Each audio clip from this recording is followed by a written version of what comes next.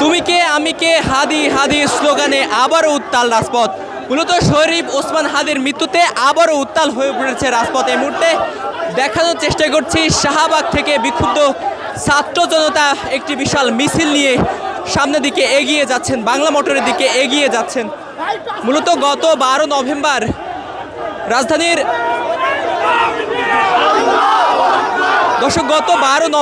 রাজধানীর বিজয়নগর এলাকায় শরীফ ওসমান হাদি নির্বাচনী প্রচারণা চলাকালে গুলিবিদ্ধ হয়েছিল দুর্বৃত্তদের গুলিতে, এবং তারপরে ঢাকা মেডিকেলে তাকে ভর্তি করা হয়েছিল। ঢাকা মেডিকেলের ইমার্জেন্সিতে ভর্তি করা হয়েছিল। সেখান থেকে পরিবারের ইচ্ছা অনুযায়ী রাজধানীর এভার কেয়ার হাসপাতালে ভর্তি করা হয়েছিল। মূলত নির্বাচনী প্রচারণা চলাকালে লিফলেট বিতরণকালে মাথায় গুলিবিদ্ধ হয়েছিল শরীফ ওসমান হাদি, এবং উন্নত চিকিৎসার জন্য তাকে কিন্তু সিঙ্গাপুরের একটি মেডিকেলে কিন্তু নিয়ে যাওয়া হয়েছিল। পরবর্তীতে গতকাল রাতে কিন্তু সিঙ্গাপুর থেকে খবর এসেছে শরীফ ওসমান হাদি আর বেঁচে নেই, এবং তারপরেই ছাত্র জনতা কিন্তু বিক্ষুব্ধ হয়ে উঠেছিল। এবং এই মুহূর্তে দেখছেন যে ছাত্র জনতা কাল সারা রাতই কিন্তু রাজপথে অবস্থান করেছিল, বিভিন্ন ধরনের বিক্ষোভ কর্মসূচি তারা করেছিল। আমরা দেখেছিলাম গতকাল রাতে তারা প্রথম আলো এবং ডেইলি স্টারের অফিসে আক্রমণ চালিয়েছিল এবং সেখানে ভাঙচুর করেছিল।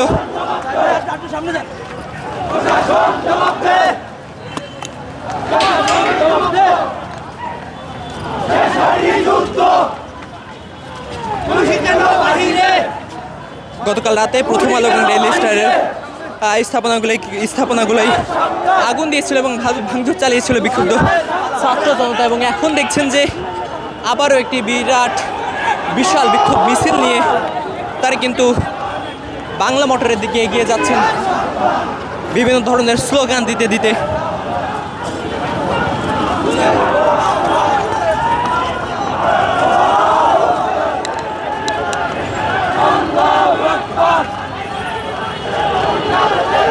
দর্শক, ঢাকা 8 আসনের স্বতন্ত্র পদপ্রার্থী শরীফ ওসমান হাদি মূলত জুলাই আন্দোলনের সম্মুখ সারিতে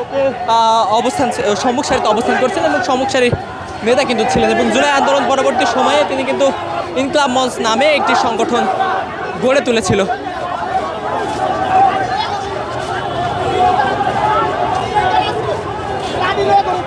আমি একজন ভলান্টিয়ার ভাই, সারা রাত ধরে আমি এখানে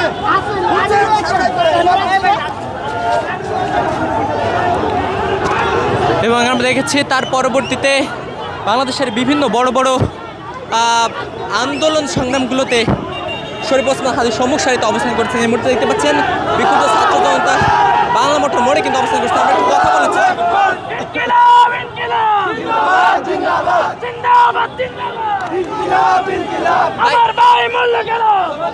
একটু কথা বলেন আমাদের সাথে, কথা বলেন।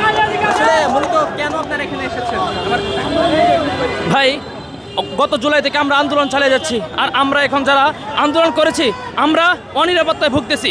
আমাদের হাদি ভাই, আমরা শুরু হয়েছে সে আবরার পাহাড় থেকে শুরু করে আমাদের হাদি ভাই সহ যারা মৃত্যুবরণ করেছে, যারা এই ফ্যাসিস্টদের গুলিতে তাদের গুলিবিদ্ধ হয়ে যারা মারা যাচ্ছে, তাদের জন্য আমরা আসছি। আজকে আমাদের উদ্দেশ্য হলো আমরা যেন এই সরকারকে পদত্যাগ করে আমরা বিপ্লবী সরকার গঠন করতে পারি, এবং আমরা যেন হাদি ভাইয়ের রক্তের প্রতিশোধ নিতে পারি। আজকে আমরা বলে দিব, অনেক হয়েছে হেলা ফেলা, এবার হবে ফাইনাল খেলা।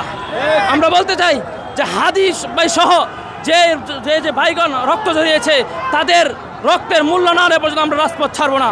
আরেকটা আমাদের কথা হলো যে আমরা যাদের নেতৃত্বে আমরা জুলাই সংগঠিত করেছি, হাসনাত আব্দুল্লাহ ভাই সহ আরো যারা আছে, তাদেরকে নিরাপত্তা সরকারিভাবে নিরাপত্তা দিতে হবে। যদি তাদেরকে নিরাপত্তা দিতে সরকার ব্যর্থ হয়, তো এই সরকারের মস্তককে আমরা কাঁপিয়ে দিব।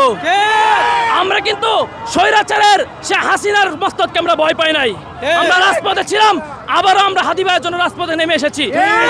তাই আমরা বলতে চাই, যদি অনতিবিলম্বে ভারত থেকে তাদেরকে ধরে এনে বাংলার জমিনে যদি ফাঁসি না দেওয়া হয়, আমরা এই রাজপথ ছাড়বো না। ইন্টারিম থাকবে না, এই ইন্টারিমকে আমরা উড়িয়ে দিব। আমরা বিপ্লবী সরকার গঠন করবো ইনশাআল্লাহ। জুলাইয়ের পয়দা হলো কি এই সরকার জুলাইয়ের পয়দা হলো এই সরকার।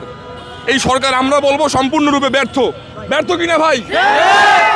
এই সরকার সম্পূর্ণরূপে ব্যর্থ। দেশের একজন বিপ্লবী মানুষকে আমাদের হারাতে হয়েছে। এর চেয়ে বড় কষ্ট এই ইন্টারিমের সময় থাকতে আমাদের এর চেয়ে বড় কষ্ট আর নাই, আছে ভাই? আমাদের এই আন্দোলন চলবে যে পর্যন্ত না এই বিপ্লব, আমরা সবাই এখন বিপ্লবী সরকার চাচ্ছি।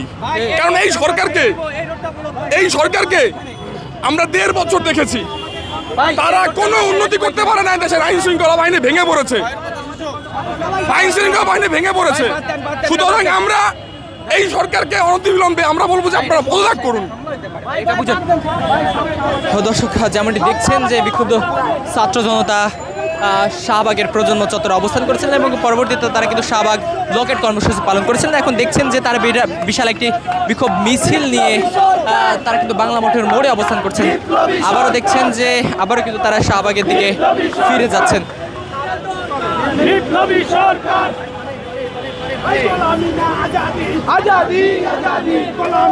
দর্শক, ত্রয়োদশ জাতীয় সংসদ নির্বাচনকে সামনে রেখে শরীফ ওসমান হাদির ওপর নির্বাচনী প্রার্থীর ওপর হামলাকে নিয়ে উদ্বিগ্ন অবস্থানে রয়েছেন সাধারণ মানুষ, এবং সাধারণ মানুষ কিন্তু শঙ্কা প্রকাশ করছেন যে এই ত্রয়োদশ জাতীয় সংসদ নির্বাচন আসলে কতটা নিরাপত্তার মধ্যে দিয়ে হবে।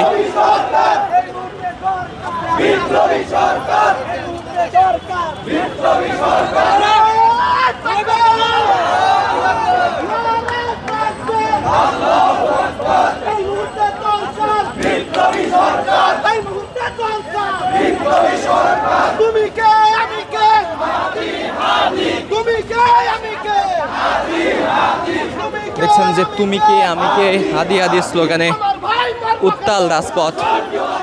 আমার ভাই মারলো কেন? আমার ভাই মারলো কেন?